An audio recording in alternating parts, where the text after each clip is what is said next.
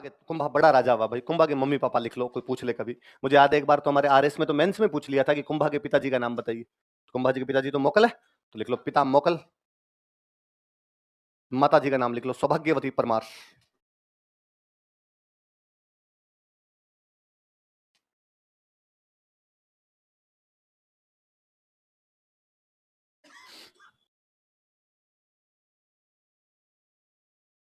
पिता मोकल और माता का नाम सौभाग्यवती परमार। पिता का नाम तो क्या था और माता जी का नाम क्या था? जब मोकल को मारा था ना, कुंभा वहीं था, जीलवाड़ा था। और चाचा मेरा महपा पवार की उनकी प्लानिंग ये थी कि कुंभा को भी मारेंगे। पर कुंभा के साथ वालों को, जो कुंभा के दोस्त थे, उनको पता चल गया कि उधर मोकल को तो मार दिया है, अब ये कुंभा को मारना चाहते हैं। उन्होंने कुंभा रवाना हो जाए यहाँ से, तो कुंभा को चित्तौड़ की तरफ भगा देते हैं। कुंभा चित्तौड़ आया, चित्तौड़ आगे हंसाबाई दादी थी। हंसाबाई दादी होगी, मोकल की माता थी। हंसाबाई को आगे कुंभा ने बात बताई पूरी कि दादी जी ऐसे ऐसे पापा को तो मार दिया।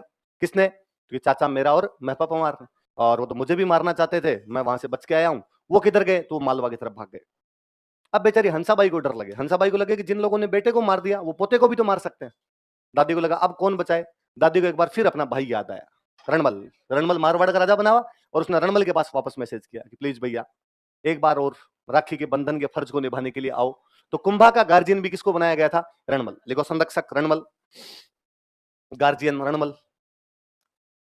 गार्जियन लिख लो, पैटर्न लिख लो, रणमल को बनाया गया। तो अब कोई आपसे पूछ ले कि मारवाड़ का रणमल मेवाड़ के दो राजाओं का गार्जियन या पैटर्न बनाया गया था, तो कौन कौन दो राजा थे? पहले मोकल और बाद में कौन? कुंभा था।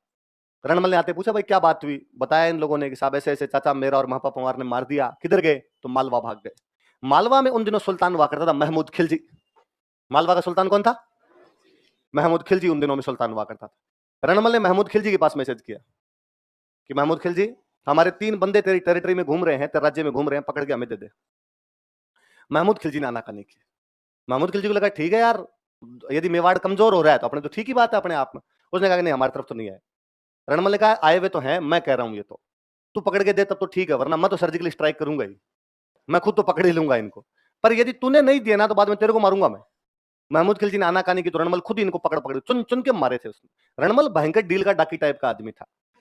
कि रणमल यूं कहते हैं 6.5 फीट लंबा, यूं 1.5 क्विंटल वजन है, यूं 5-7 तो भींच भींच के मार दे, ऐसा हुआ करता था। मतलब कोई टाबर देख ले उसको तो डर जाए, इतना भयानक भयानक रणमल था। तो रणमल ने चाचा, ये महपा पवार नहीं मरा था, बाकी चाचा मेरा और बाकी इनके साथ वाले जो थे सबको मार दिया था। तो कुंभा अपने पिता की हत्या का बदला ले लेता है, किसकी सहायता से? लिखो, कुंभा ने रणमल की सहायता से अपने पिता की हत्या का बदला लिया। Kumbha revenged murder of his father with help of Ranmal. Kumbha revenged murder of his father with help of Ranmal. Kumbha ने रणमल की सहायता से अपने पिता की हत्या का बदला लिया। पिता की हत्या का बदला लिया।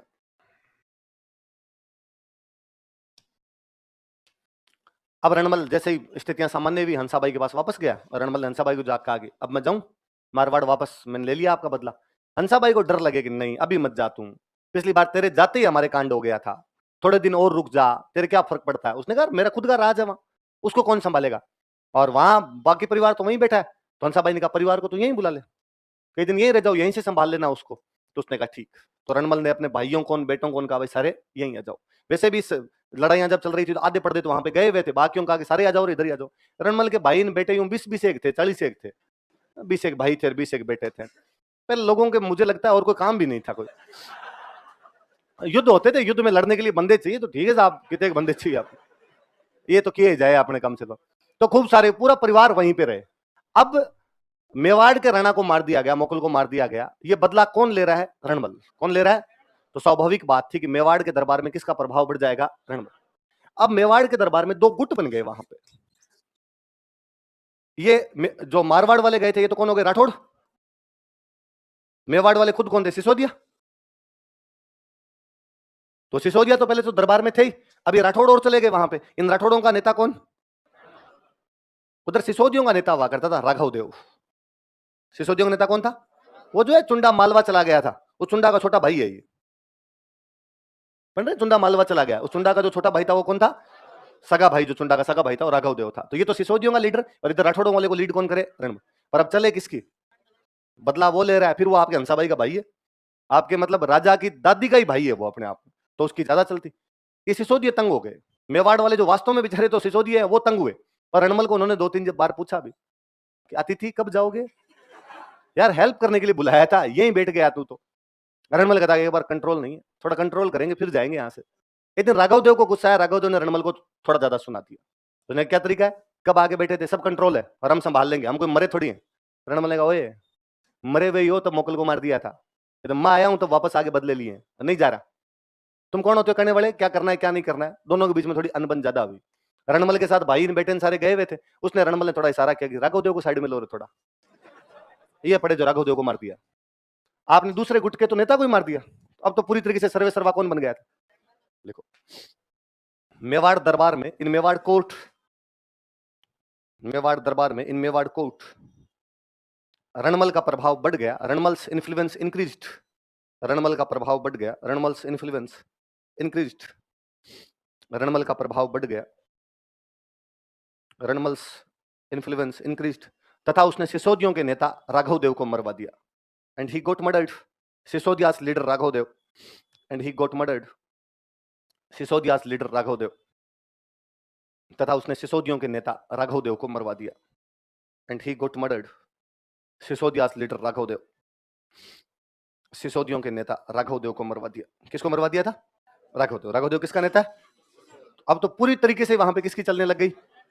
पर हर आदमी के कुछ ना कुछ लूप होल होते ही हैं जी, कमियां कहीं ना कहीं होती है। रणमल जब वहां रह रहा था तो रणमल की गर्लफ्रेंड थी वहां पे, भारमली। कौन थी? भारमली नाम की एक महिला प्रेमिका थी उसकी वहां पे। एक दिन रणमल कोई शाम को दारू वारू पी के आया और पिए हुए में उसने भारमली को कह दिया कि एक बात बताऊं, किसी को बताई कितनी? उसने कहा बताओ क्या बात है। उसने कहा थोड़े दिन में तू मेवाड़ की रानी बन जाएगी। कैसे? तो मैं राजा बनूंगा। तो आप राजा कैसे? राजा तो कुंभा है ना। उसने कहा मारूंगा कुंभा को। किसको मारूंगा? कोई बड़ी बात भी नहीं थी, मार दिया करते थे पहले। और रणमल को लगा होगा यार कि कहां मारवाड़ के उस तपती रेगिस्तान के अंदर पड़े हुए हैं, इधर मेवाड़ थोड़ा हरा भरा प्रदेश था, उसे लगा इधर कब्जा करते हैं। वैसे वही संभाल रहा था। उसने कहा तू बताना मत किसी को। बेचारी उसके रणमल के सामने तो क्या कहे, उसने कहा ठीक है नहीं बताऊंगी। पर भारमली का जीव नहीं माना और भारमली को लगा कि मेरा देश मेवाड़ है। भाई वो मेवाड़ की थी और मैं भले कितना ही रणमल से टूटकर मोहब्बत करती हूं पर देश से गद्दारी तो नहीं कर सकती कम से कम। वो दूसरे दिन गई, उसने जाके हंसाबाई को उनका आपका जो भाई है ना रणमल, हाँ कुंभा को मारेगा। हंसाबाई ने क्या बात करती है, मेरे भाई पे तो इल्जाम लगा रही इस पर, मुझे पता है आप मुझे डांटोगे पर हकीकत यही है। इस आदमी ने मुझे खुद कहा है कि मैं कुंभा को मार के पूरे मेवाड़ का राजा बनना चाहता हूं। जानती हंसाबाई भी इस बात को थी कहीं ना कहीं कि ये कांड तो कर सकता है, भाई है तो खराब। पर वही बात, अब मेवाड़ वालों को, बाकी सौभाग्यवती परमार को और इन सबको पता चला कि भाई इनकी तो प्लानिंग ये है। पर अब करे क्या? यदि रणमल को कह दे कि तू प्लीज कुंभा को मत मारना, तो वो परसों मारता कल मारे, है ना। वो मारवाड़ी वाली कहावत है कि गांव में कोई पागल आदमी था और अक्सर यूं बदमाशियां करता कि रास्ते में कोई जा रहा है, बच्चे जा रहे हैं, बच्चों को पीट दिया, कोई बूढ़ा आदमी जा रहा है उनमें धूल फेंक दी, फिर पानी फेंक दिया। एक दिन गांव के बुजुर्गों ने बुला के कहा कि बाकी सब ठीक है, तू कभी गांव में आग मत लगा देना। तो उसने कहा ये तो दिमाग में नहीं था। ये वाला आइडिया सही दिया है। तो मारवाड़ी में कहते हैं कला कला गांव मत बाढ़ जे, कि पागल आदमी गांव मत जला देना। उसने कहा भलो चेतायो, अब की बार ठीक याद दिला, अब की बार यही करूंगा। तो आप रणमल को कहो कि कुंभा को मत मारना, तो क्या पता उसकी प्लानिंग कब मारने की है। मुझे लगा अच्छा इनको पता चल रहा है, वो कल सल्टा है। अब कौन बचाए? तो मेवाड़ वालों को वापस एक बार याद आया चुंडा। कौन याद आया? चुंडा उधर मालवा के अंदर रह रहा था और चुंडा को मैसेज किया हंसाबाई ने कि चुंडा जी अब ऐसे भी क्या यूं नाराज होके चले गए, कहां घर में लड़ाइयां नहीं होती, हर जगह लड़ाइयां होती है। लोग मुझे ताने दें कि सोतेली मम्मी है इसलिए घर से निकाल दिया, और नाराजगी है तो ठीक है पर आपको वापस घर तो आना ही चाहिए कम से कम। चुंडा जी खुद ही उधर बैठे बैठे तंगी हो रखे थे। चुंडा जी ने कहा कि आना कब है आप तो ये बताओ। कहा सवेरे वाली गाड़ी से आ जाओ। चुंडा जी ने बिना रिजर्वेशन ही आए दूसरे दिन। क्या बात हुई? बताई गई बात, भाई आप गए, आपके जाते ही रणमल को बुलाया, रणमल थोड़े दिन रहा, फिर रणमल चला गया, फिर मोकल को चाचा मेरा महपा पवार ने मार दिया, कुंभा बना, हमने रणमल को वापस बुलाया। रणमल हालांकि बदला लेता है पर यहाँ रहने ही लग जाता है वो, और फिर उसने आपके भाई राघव देव को भी मार दिया और अब वो कुंभा को मारना चाहता है। तो अपने क्या करना है कि अपने को रणमल को मारना है। वो कुंभा को मारे इससे पहले अपने उसको मार दे। डायरेक्ट राजनीति का यही है कि वो अपने पे वार करे उससे पहले अपने उस पे वार करे। पर अब दिक्कत ये कि रणमल को मारे कौन? कि डाकी आदमी हूं, थप्पड़ मार मार के मार दे। वो एक बार वापस भारमली को कहा कि बारमली तेरे को देश के लिए एक काम और करना पड़ेगा। बारमली ने कहा बताओ क्या है? तो कहा आज शाम को रणमल को शराब पिला के टुन्न कर देना एकदम, और जब नशे में होगा तो हम नशे में मार देंगे। बारमली ने कहा कि हालांकि ये करना तो नहीं चाहिए, मैं प्रेम करती हूँ रणमल से, पर जब आप कह रहे हो और देश के लिए, दिल पर पत्थर रखकर ब्रेकअप कर लूंगी मैं, और तो क्या ही किया जाए। उस दिन रणमल जी बाहर से कोई 2-1 पैक लगा के गए होंगे, बारमली को जाकर खाना लिया। बारमली ने कहा ये क्या तरीका है, डेली डेली बाहर से तो आप पी के आते हो, कभी मेरे साथ बैठ के भी पिया करो। बारमली उस दिन बोतल लेके बैठी थी। रणमल ने कहा कि आज ज्यादा रोमांटिक नहीं है तुम, खोल बोतल, तू क्या क्या याद रखेगी। रणमल बोतल पी गया। बोतल पीने के बाद उसने कहा अब तो खाना लिया, अब पर एक बोतल के डाकी का असर ही नहीं है उसके। बारमली ने कहा मेरे नाम की एक तो और खोलेंगे। तू क्या याद रखेगी, लाख 2-2.5 बोतलें पी तब जा गया। नशा तो नशा है भाई, असर दिखाए शरीर पे। रणमल वहीं चारपाई पे टन हो गया, चारपाई पे गिर गया वहीं पे, हिला उला के देखा असर तो नहीं है। तो भारमली ने वो जो सिसोदिया पास में खड़े थे, बाकी चुंडार साथी बाकी और खड़े हुए थे, तो उनको कहा आ जाओ। का खड़ा तो नहीं हो जाएगा? का नहीं है, तो भी डर लगे कि ये खड़ा हो सकता है। तो पहले चारपाई पे उसके दोनों हाथ बांधे, दोनों पैर बांधे, दोनों हाथ और पैर बांधे। फिर एक बंदा चाकू लेके बैठा, छाती छाती में चाकू मारे और रणमल को मार दिया। कहते उसमें इतना जोर था, एक तो इतना लंबा था कि चारपाई पे उसके पैर बाहर की तरफ रहते थे, तो जब उसके पैर बांधे उसके 2-1 चाकू लगे तो उसको होश आ गया। तो उसने अपने पैरों को नीचे टिका के, एक बंदा छाती पे बैठा हुआ है, उसके बावजूद वो चारपाई लेके खड़ा हो गया था, बंदा हुआ हाथों का, इतना डाकी में जोर था उसमें। रांगड़ आदमी था जी। और उसने चारपाई समेत वो जो चाकू मार रहा था उसको दीवार के भिड़ा के मार दिया था। पर इतने में वो साथ वाले बाकी और खड़े थे, कोई तलवार से पड़ा, कोई भाले से पड़ा, तो रणमल को वहां पे मार देते। लिखो, चुंडा को मालवा से वापस बुलाया गया। चुंडा को मालवा से वापस बुलाया गया। Chunda was called back from Malwa. Chunda was called back from Malwa. Chunda को मालवा से वापस बुलाया गया। Chunda was called back from Malwa. Malwa से वापस बुलाया गया। रणमल को भारमली की सहायता से मार दिया गया। Ranmal was killed with help of Bharmali. कुल मिला के भारमली बेवफाई कर गई। Ranmal was killed with help of Bharmali. Ranmal को भारमली की सहायता से मार दिया गया। रणमल को किसकी सहायता से मार दिया गया? भारमली की सहायता से मार दिया गया। रणमल का बेटा था जोधा। रणमल का बेटा कौन था? जोधपुर की स्थापना किसने की? जोधपुर की स्थापना करने वाला कौन था? जोधा। ये रणमल का बेटा ही था। मैंने भी बताया कि रणमल के भाई बेटे सारे वहां चित्तौड़ में रहा करते थे। तो जब रणमल को ये किसी महल के अंदर मार रहे थे ये लोग, तब जोधान, ये बाकी भाई चाचा, ये किसी दूसरे महल में बैठ के म्यूजिक सुन रहे थे। भाई वहां चलती थी इनकी, पापा की जोरदार चलती है, तो अपने काम क्या करना है वहां पे? वहां पे वहां शाम को बुलाए डांसर, इनका पैसे के लगाते, ढेरी टाइप के गाने सुनते।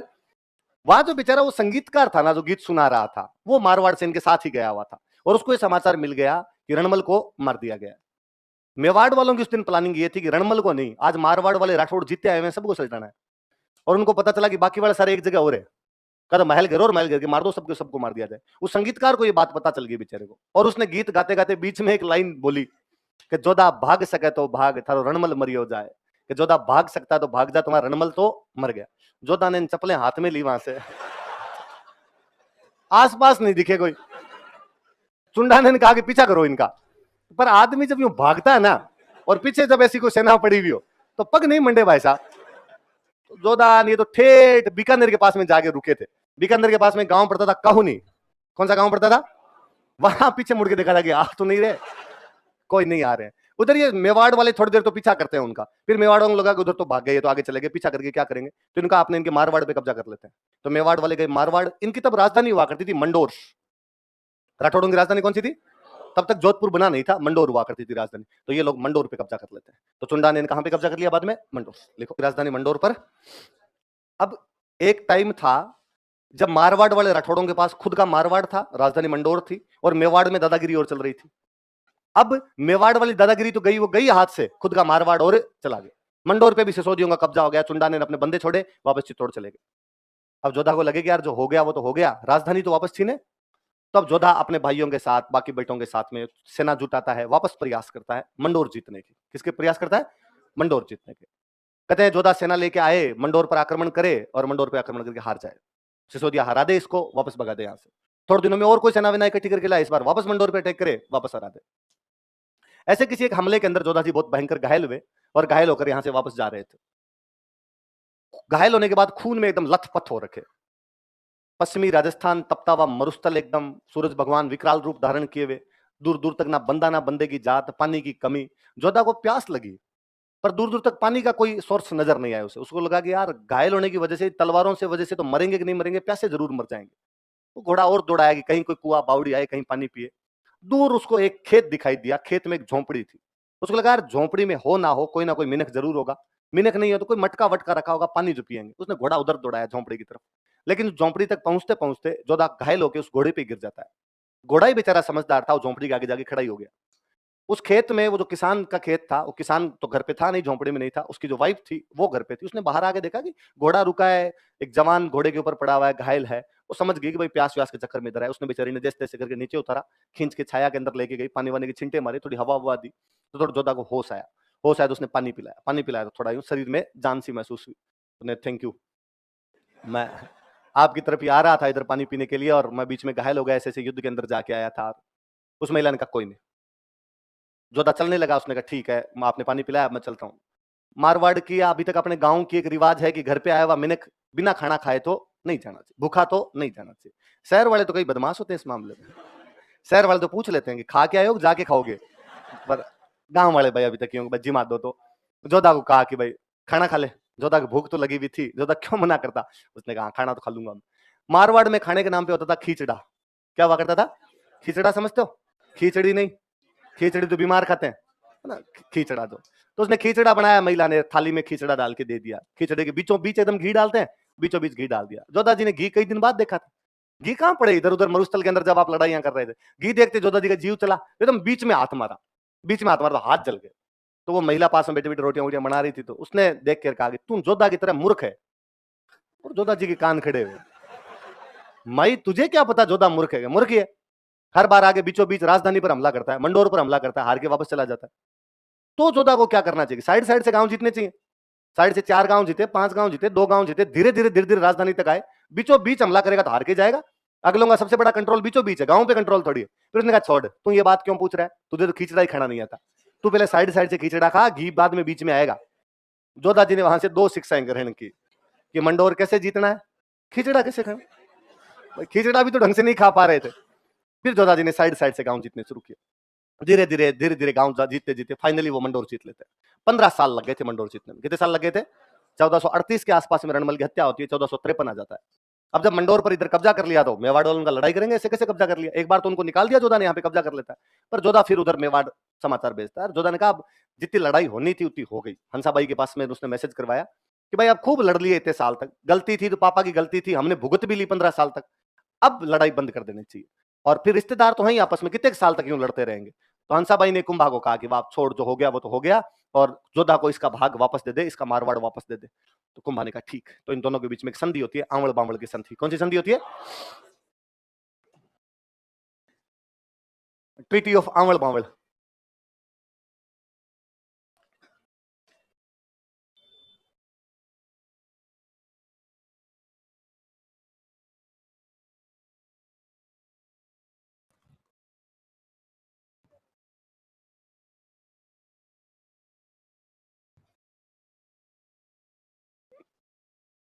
आंवड़ बांवड़ की संधि, ट्रीटी ऑफ आंवड़ बांवड़। नीचे लिख लो, कुंभा प्लस जोधा।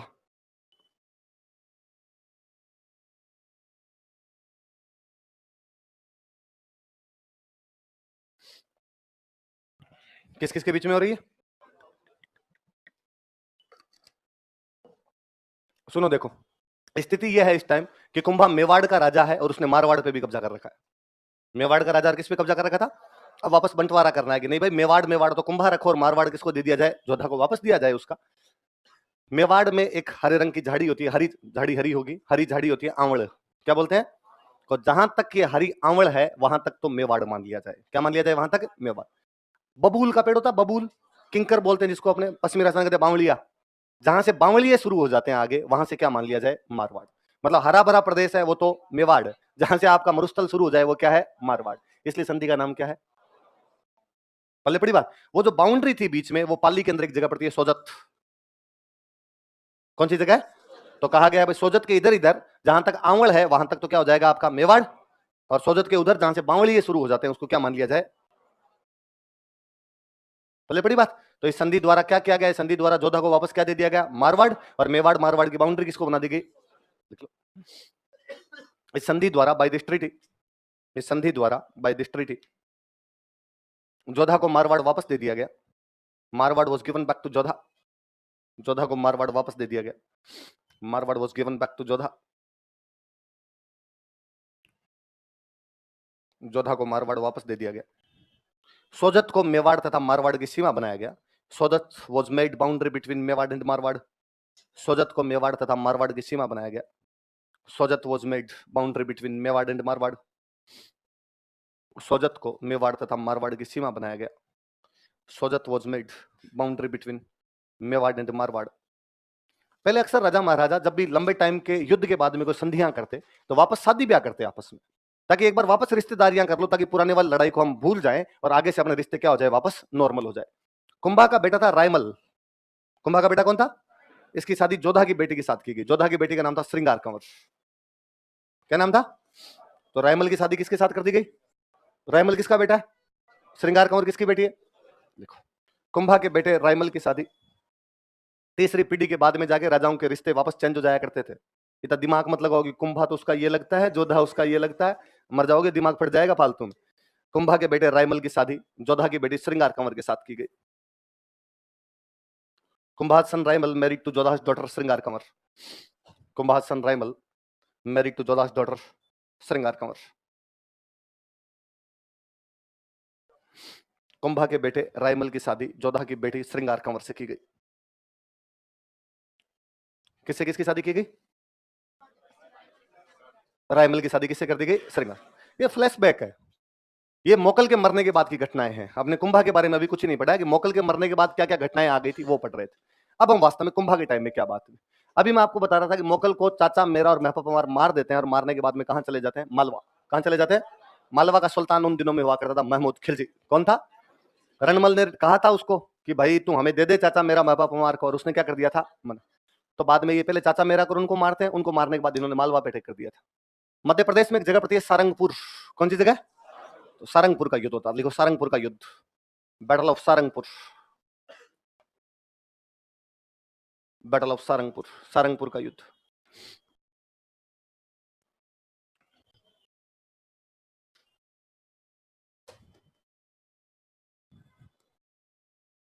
कुंभा वर्सेस महमूद खिलजी। महमूद खिलजी कहां का सुल्तान है? मालवा। कहां का सुल्तान है? मालवा।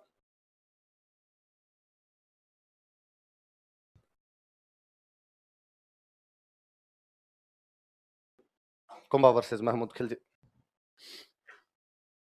कौन सा युद्ध हुआ? सारंगपुर का युद्ध। किस किस के बीच में? कुंभा और महमूद खिलजी। महमूद खिलजी कहां का राजा है? मालवा। कुंभा जीत जाता है। महमूद खिलजी को ढंग से धोता है इस युद्ध के अंदर। लिखो कुंभा जीत गया, Kumbha won this battle, Kumbha जीत गया, Kumbha won this battle, Kumbha जीत गया। और जीत की याद में उसने चित्तौड़ के किले में एक टावर बनवाया था, विक्ट्री टावर। क्या बनवाया था? विजय स्तंभ का निर्माण करवाया था। देखो, तथा इस जीत की याद में and memory of this victory, तथा इस जीत की याद में and in memory of this victory Chittor में विजय स्तंभ का निर्माण करवाया गया। चित्तौड़ में विजय स्तंभ का निर्माण करवाया गया। Victory tower was constructed at Chittor. Chittor में विजय स्तंभ का निर्माण करवाया गया। Victory tower was constructed at Chittor. Victory tower was constructed at Chittor. Chittor में क्या बनाया गया? विजय स्तंभ बनाया। क्या बनाया गया था? सुनना आगे की बात सुन। रोचक बात बताऊं आपको एक। अपने नागौर में एक राजा हुआ करता था, फिरोज खान। कौन राजा हुआ करता था? फिरोज खान मर गया था। फिरोज खान के मरने के बाद में यहाँ पे दो बंदे आपस में लड़ पड़े। एक का नाम था शम्स खां, एक का नाम था मुजाहिद खां। कौन कौन बंदे थे? चाचा भतीजा थे आपस में। मुजाहिद खान चाचा लगता था, शम्स खान उसका भतीजा था। आपस में लड़ लिए दोनों, शम्स खां और मुजाहिद खां। किसके मरने के बाद? फिरोज खान। फिरोज खान नागौर का राजा है, वो मर गया तो शम्स खान कह रहा है मुझे राजा बनना है, मुजाहिद खान कह रहा है मुझे राजा बनना। राजा बन गया मुजाहिद खान, शम्स खान बेरोजगार। शम्स खान भाग के गया कुंभा के पास और उसने कुंभा कहा कि सर आप मेरी हेल्प करो और चाचा जी को हटवा के मुझे राजा बनवा दो। कुंभा ने कहा फिर तू मेरी बात मानेगा? सर की पक्की साहब, आप जैसे कहोगे टैक्स वैक्स में टाइम टू टाइम आपको भेजता रहूंगा। तो कुंभा किसकी सहायता करता है? और कुंभा है यार, कुंभा ने आगे किसको हरा दिया? मुजाहिद।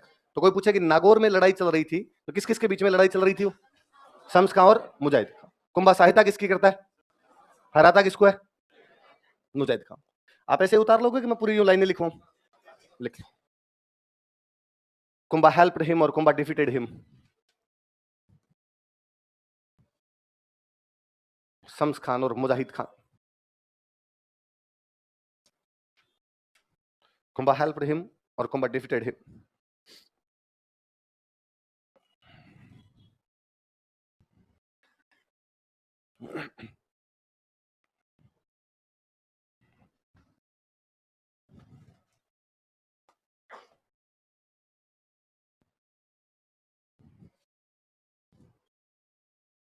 नागौर के उत्तराधिकार संघर्ष में कौन कौन दो बंदे लड़ रहे थे? शम्स खां और मुजाहिद। कुंभा ने सहायता किसकी की? शम्स खां। हराया किसको? अब शम्स खां किसका बनाया हुआ राजा वहां पे? कुंभा। शम्स खान ने कई दिन तक तो कुंभा की बातें मानी, फिर इसने कुंभा को टैक्स वैक्स देने बंद कर दिए, कुंभा की बातें माननी बंद कर दी। कुंभा ने रिमाइंडर भेजा उधर से, भाई साहब क्या हुआ, इस बार पैसे पहुंचे नहीं तुम्हारे? शम्स खान का नहीं दे रहा, तुम्हारे से जो हो वो कर लेना। कुंभा आया, कुंभा ने आगे शम्स खां को हरा के शम्स खां को भगा दिया यहाँ से। कुंभा नागौर पे कब्जा कर लेता है। तो थोड़े दिनों बाद कुंभा ने कहां पर कब्जा कर लिया था? लिखो, लाइन छोड़ के लिखो। कालांतर में, लेटर ऑन, कालांतर में लेटर ऑन, कुंभा ने शम्स खां को भी हराया। कुंभा ने शम्स खां को भी हराया था। Kumbha defeated, Kumbha also defeated Shams Khan. Kumbha ने शम्स खां को भी हराया। Kumbha also defeated Shams Khan. कुंभा ने शम्स खां को भी हराया। Kumbha also defeated Shams Khan. किसको रहता है कुंभा? शम्स खां भाग के चला जाता है गुजरात। कहां चला जाता है? लिख लो। तो सुनना बात। तो गुजरात में उस समय राजा हुआ करता था कुतुबुद्दीन शाह। कौन राजा हुआ करता था?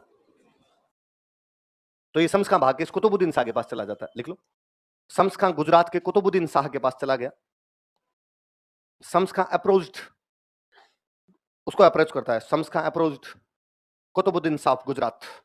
Shams Khan approached Qutubuddin Shah of Gujarat. कुतुबुद्दीन शाह के पास चला गया, अप्रोच्ड कुतुबुद्दीन शाह ऑफ गुजरात। और शम्स खां ने जाके कुतुबुद्दीन शाह के साथ अपनी बेटी की शादी कर दी। सुनना बात, लिखना मतलब आगे। किसके पास जाता है? कुतुबुद्दीन शाह। और कुतुबुद्दीन शाह जाकर, भाई मैं मेरी बेटी की शादी तेरे से कर रहा हूं। बेटी की शादी की जवाई बनाया, फिर रोया उसके सामने कि मुझे कुंभा ने पीटा। नया नया जवाई बने तो उसमें जोश रहे, उसको लगे कि यार ऐसे कैसे पीट सकता है। तो उसने कहा बता कौन है, किधर कुंभा? ये रहा मेवाड़ वाला। जवाई शाह ने कहा कि मैं हेल्प करूंगा पूरी। तो इस बार कुतुबुद्दीन शाह किसकी हेल्प करने के लिए आया? शम्स खां। कुतुबुद्दीन शाह और शम्स खां दोनों मिलके आए। कुंभा ने ढंग से पीटा इस बार, दोनों को भगा दिया। जब ये कुतुबुद्दीन शाह हार के चला गया तो उधर से महमूद खिलजी को पता चला। किसको पता चला? मालवा वाला महमूद खिलजी कई साल पहले हार के गया हुआ था। महमूद खिलजी मिलने के लिए आया कुतुबुद्दीन शाह से, और उसने कुतुबुद्दीन शाह को आगे कहा कि मुझे कुंभा ने हराया था। कुतुबुद्दीन शाह ने कहा मी टू। जिन लोगों के दुख एक जैसे होते हैं वो हमेशा अच्छे दोस्त होते हैं, है ना। वो हमेशा उदाहरण देते रहते हैं कि भाई क्लास में अब आप इतने लोग बैठते हो, कोई आगे बैठा है कोई पीछे बैठा, हो सकता है कोई जाने भी नहीं है एक दूसरे को। पर कई बार क्या होता है कि दो जनों का सिलेक्शन नहीं हो तो उनमें बाद में गहरी दोस्ती होती है।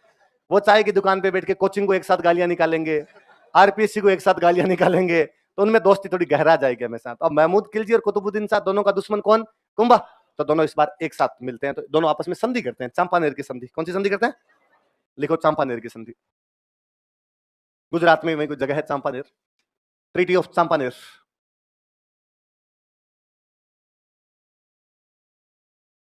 चंपानेर की संधि किस किस के बीच में? महमूद खिलजी और कुतुबुद्दीन शाह। महमूद खिलजी कहां का राजा? मालवा। और कुतुबुद्दीन शाह कहां का राजा? किसके खिलाफ कर रहे हैं वो ये संधि?